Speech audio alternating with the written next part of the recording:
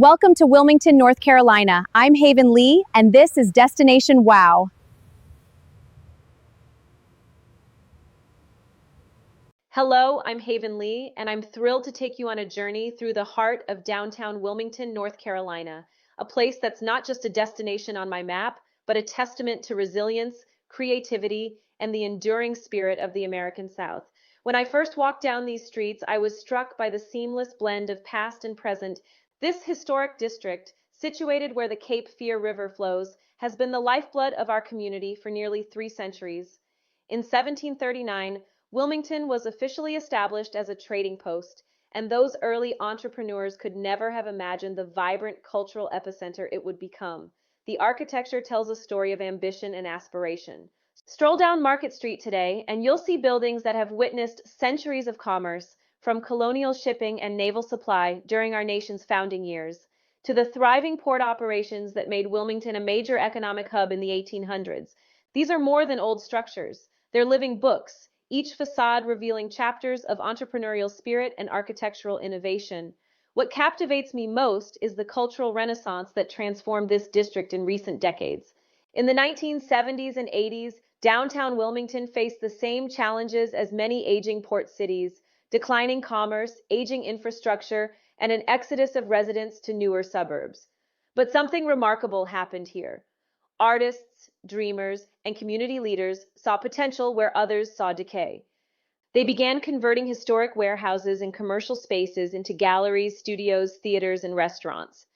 This grassroots movement ignited a creative revolution that would define modern Wilmington. The Screen Gem Studios, now Wilmington Film Studios, stands as a monument to this transformation. When Hollywood came to Wilmington in the 1980s, it wasn't just about production. It infused the entire downtown with energy, resources, and a sense that this place was special.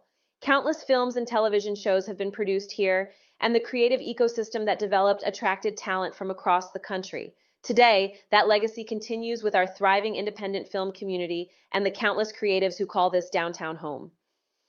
Take a walk along the Riverwalk on any evening, and you'll see what I mean.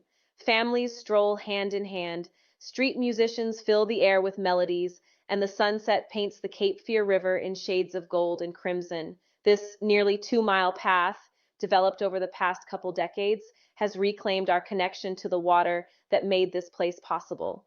It's not just beautiful, it's a symbol of community commitment to accessibility and shared space. The culinary scene deserves its own tribute.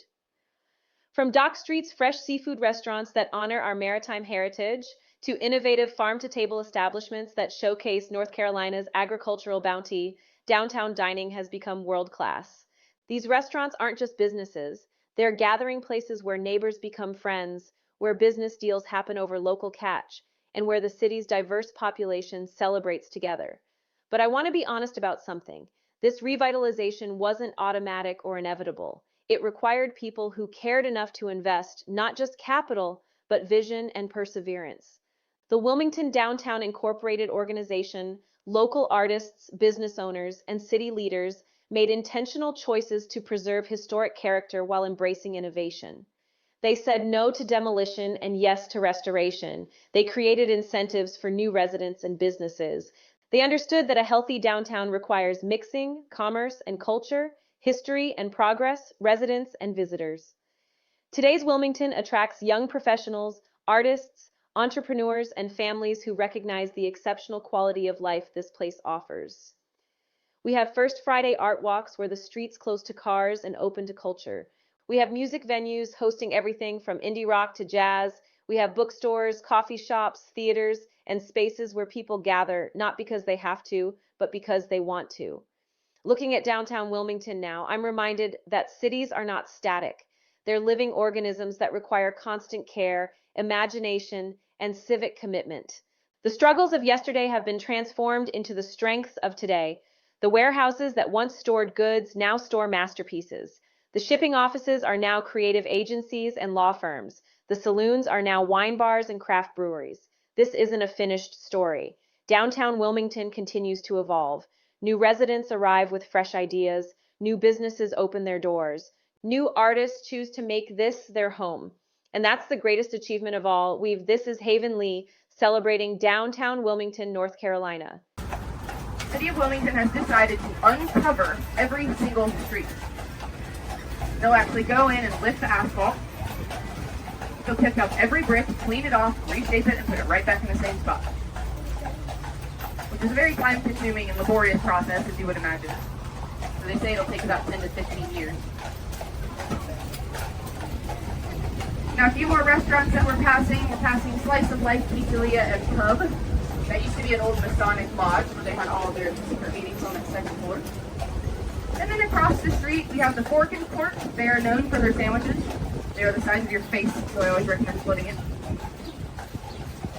And then a few storefronts down from that is the Dixie Grill. That's actually Wilmington's oldest restaurant. They are known for their breakfast and brunch. Did you say you loved it?